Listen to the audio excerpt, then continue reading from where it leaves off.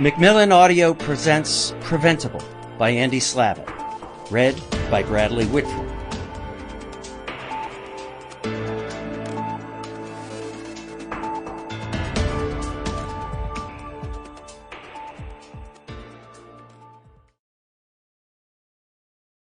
Preface. In February of 2021, I was at my desk in the old executive office building, a couple of 100 yards from the West Wing. I was 3 weeks into my new role as White House Senior Advisor for the COVID-19 response and starting my 4th Zoom call of the day. Thousands of Americans were dying daily. The country was in desperate need of some good news after the year-long pandemic. A few minutes later, after the call started, my cell phone rang from an unlisted DC number. I hadn't been through an uninterrupted call in the last 3 weeks. I silenced it. My phone rang again. This time I picked it up. It was the president's assistant asking if I could come to the Oval Office for a meeting already in progress. I grabbed a notebook and half jogged to the Oval, where I found President Joe Biden, his chief of staff, Ron Klain, and Jeff Zients, the COVID-19 response czar, in the adjoining dining room. Biden motioned for me to join them at the table. "Tell me what's going on in a way a junior in high school would understand it," he said to the three of us.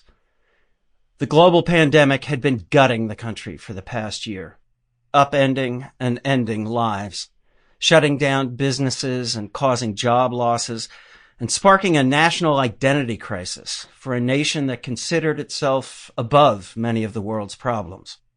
Biden's promise to the American people to lead us out of the pandemic was one of the reasons he was sitting there.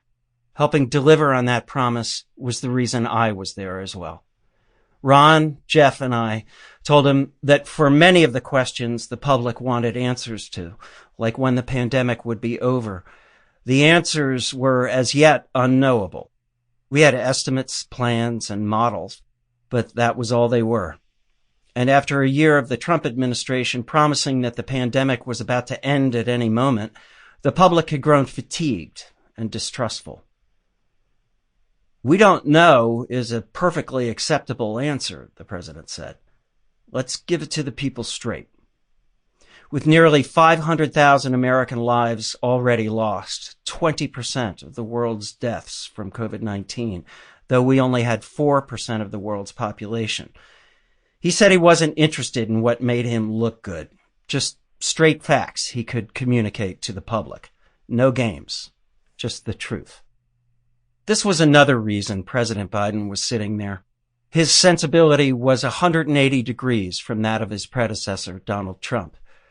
I had spent the past year watching the pandemic ravage the country from an unusual seat, on the phone with the Trump team, state officials, scientists, members of Congress, and others at the center of this storm, pushing for actions to improve our response to the crisis.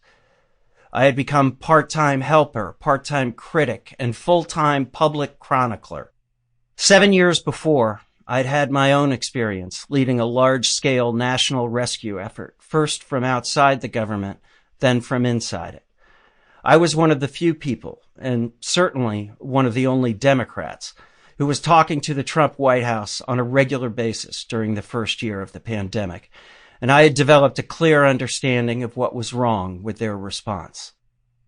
The White House in 2020 was not led by a man I respected or trusted. At the outset, that hadn't deterred me.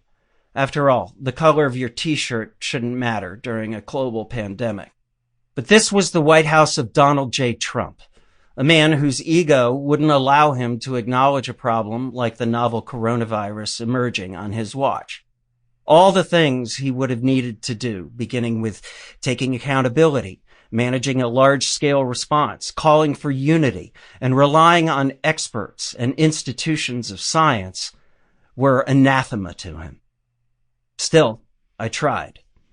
I contacted Jared Kushner, the president's son-in-law and senior advisor, to offer my assistance, and spent the year on the push and pull of an effort to save lives and prevent even more colossal mistakes. Sample complete.